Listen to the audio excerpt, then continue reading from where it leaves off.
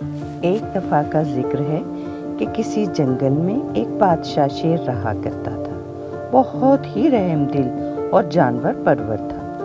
جنگل کے تمام جانور اپنے بادشاہ کا ہر حکم مانتے تھے۔ جنگل میں امن قائم رہنے کی وجہ بادشاہ سلامت کے رحم دلی اور رعایا سے محبت تھی۔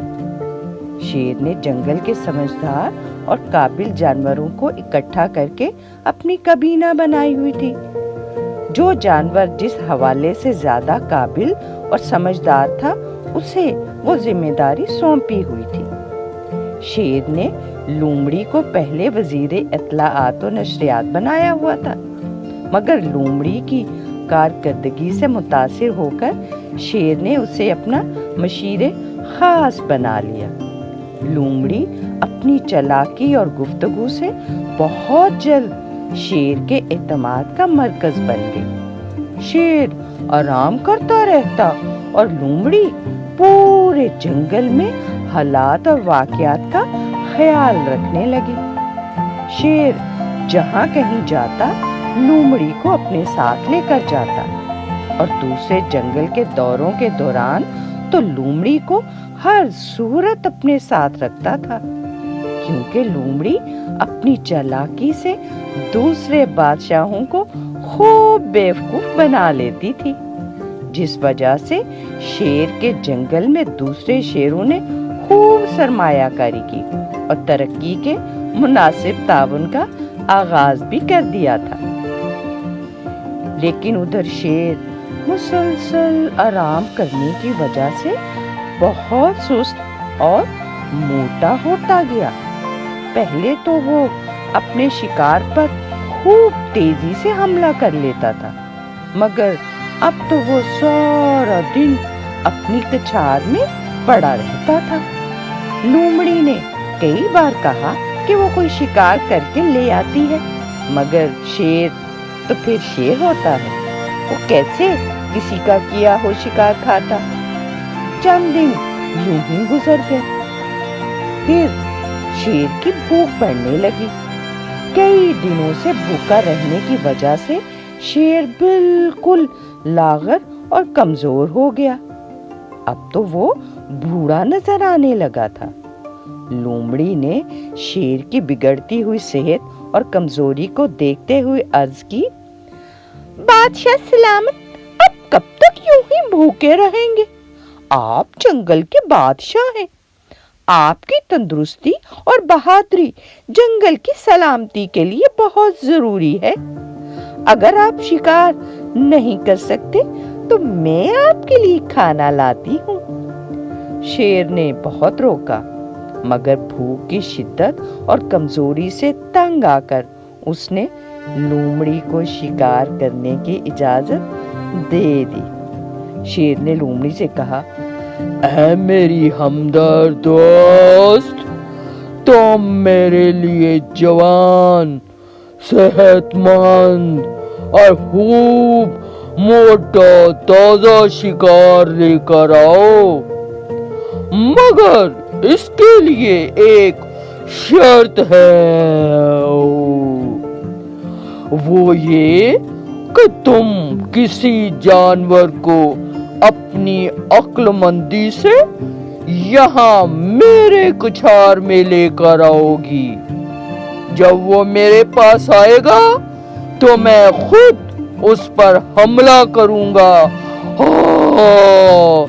اور اس کا شکار کرنے کے بعد اسے کھاؤں گا۔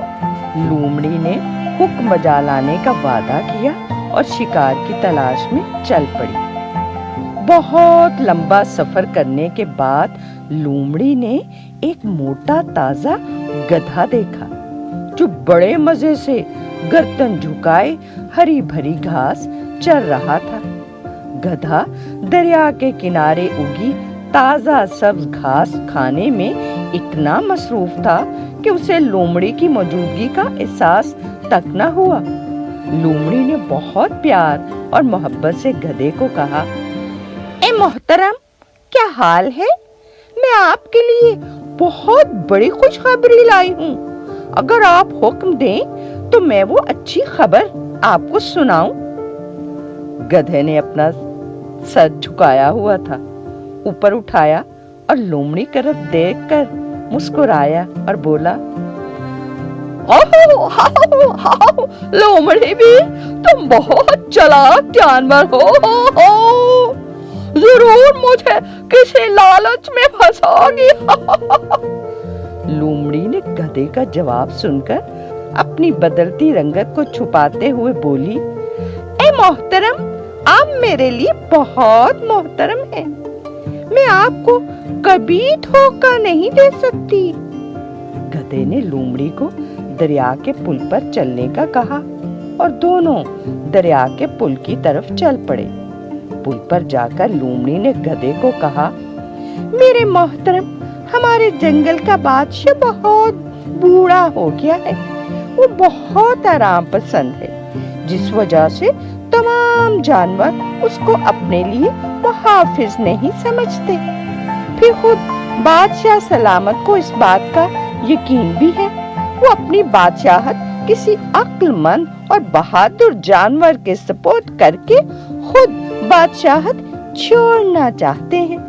उन्होंने मेरी जिम्मेदारी आपको जंगल का बादशाह बनाने की हामी भरने के लिए भेजा है। मैंने आपको कई बार यहाँ घास चरते देखा था। गधे ने लोमड़ी की बातें सुनी और दिल में बहुत खुश हुआ कि अब तो खूब मजे की जिंदगी गुजरेगी। गधा लोमड़ी के साथ जंगल की तरफ चल पड़ा।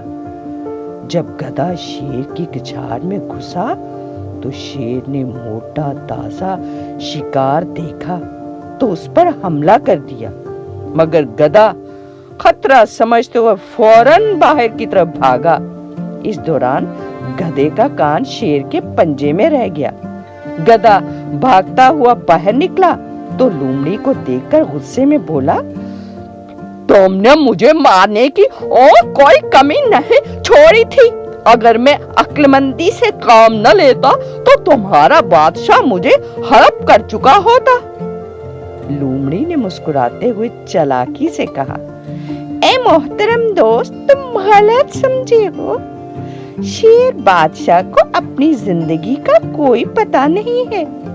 उन्होंने बादशाहत के खानदानी गुर आपके कान में बताने थे, इसीलिए तो वो आपका इस्तकबाल करने के लिए आप पर झपटे थे, ताकि वो बादशाहत के तमाम असूल आपको बता सके।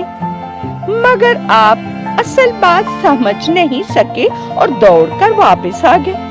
अब मेरे साथ चलिए, मैं आपको हौसला दूंगी। गधा एक बार फिर लोमड़ी की चाल में फंस गया और बादशाह बनने के लिए दोबारा शेर की कछार में चला गया। अब शेर पूरी तैयारी और जज्बे से बैठा था। उसने गधे को दोबारा आते देखा तो आराम से बैठा रहा।